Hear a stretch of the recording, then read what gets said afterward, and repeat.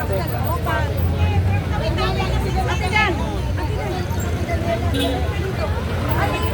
Ano natin, idikit natin.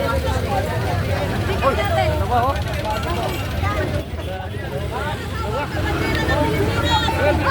Masbate. Ay, maglalaban ka namin.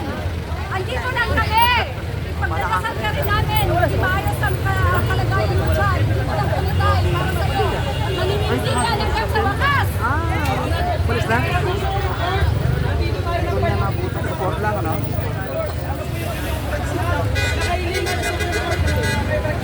Hihingi kami ng hustisya na sana kumilos yung petition namin na may balik si Tatay Digong sa Pilipinas.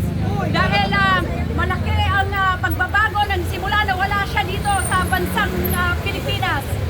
So makita natin, ibang-iba ang kalagayan ngayon kesa noon. Maraming magnanakaw, nagliparan ng mga magnanakaw dito sa ating bansa. Simula sa Kongreso hanggang sa Senate Committee area. So, humingi kami ng hustisya na sana mabigyan ng hustisya ang ating mahal na dating Pangulo, Rodrigo Duterte. Ang manumisahe mo sa sundalo at sa pulisan po natin na unang inasa ng sahod ni Tatay Digong na ngayon hindi na ba naging instrumento ng mga magnanakaw na nasa gobyerno. Sana maisip nila yung ginawa sa kanila ni Tatay Digong. Dahil kung hindi dahil kay Tatay Digong, siguro hindi nila makakamtan ang dapat para sa kanila. Salamat sa tagang Masbate!